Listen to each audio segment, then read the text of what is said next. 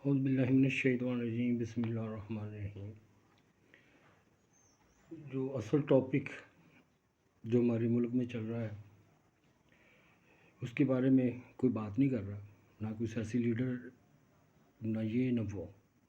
آپ بتائیں، یہ بدعنوانی ہے ہمارے معاشرے میں، بدعنوانی میں ملوث حکمرانی ادارے۔ سب سے پہلے تو ہمیں یہ چیزیں، جو حکمرانی ادارے ہیں، جو حکومت کے ادارے ہیں، ان کو دیکھنا چاہیے بھی کون سے لاسٹ میں جا رہے ہیں۔ آپ دیکھیں تقریباً سارے لاسٹ میں۔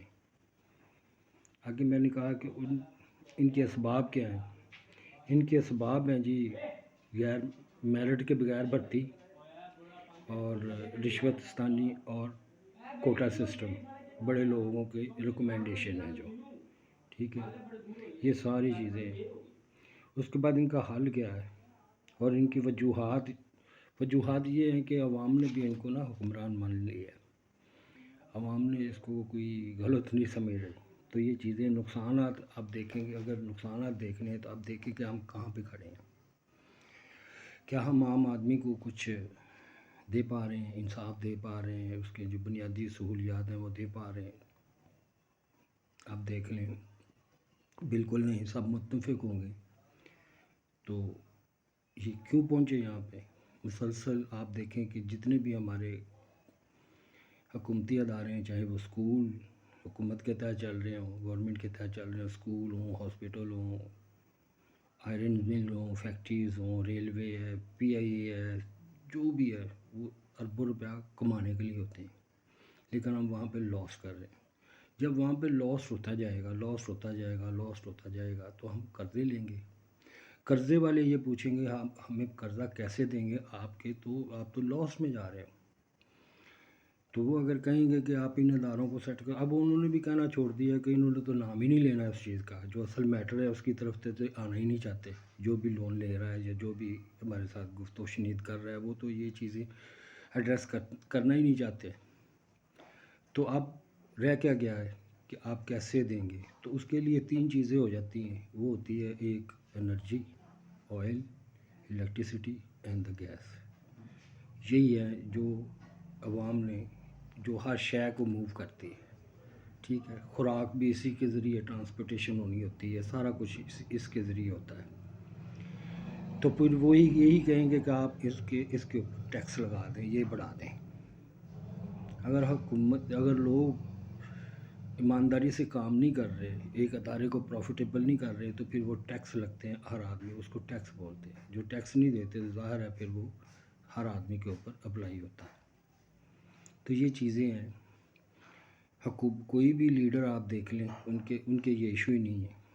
کوئی بھی لیڈر، کوئی بھی جماعتی پارٹی آپ دیکھ لیں، ان کے بیانات کیا ہیں۔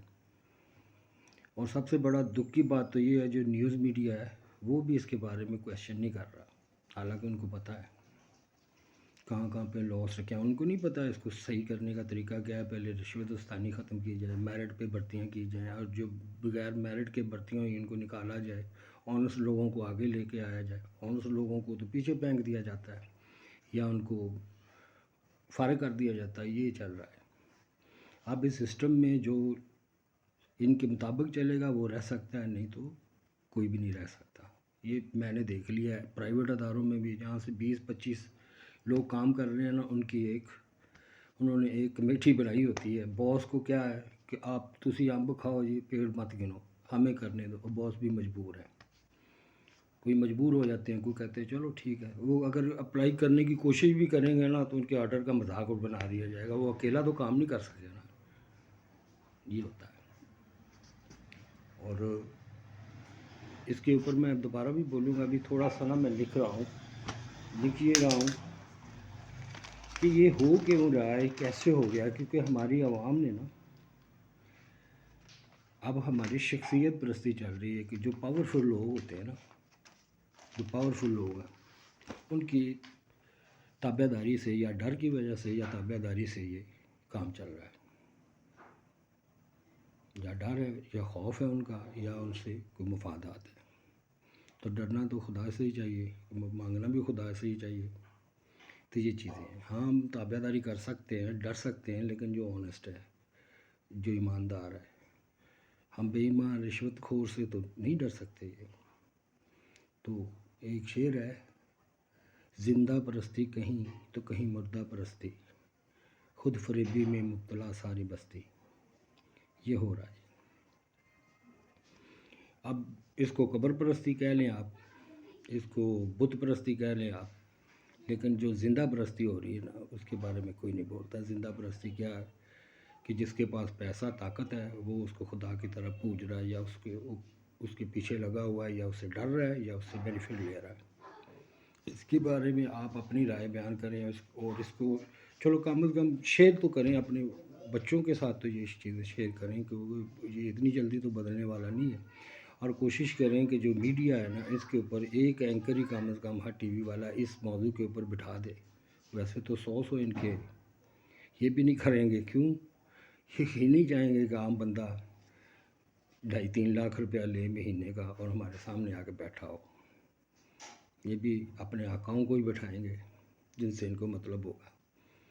اب ان کو چاہیے ایک اینکر ہر ٹی وی کو ضرور رکھنا چاہیے. یہ جو لاسٹ ہو رہے ہیں ان کو بلائیں، ڈائریکٹرز کو بلائیں، چیئرمینس کو بلائیں، جو لاکھوں کروڑوں کی تنخواہیں لے رہے ہیں ان سے بلائیں. ہاں بھی اس کا کیا ہے، کیسے یہ ختم ہوگا یا کیوں نہیں ہو رہا؟ اگر نہیں ختم ہو رہا تو آپ کا یہاں پہ کیوں آپ بیٹھے ہوئے ہیں؟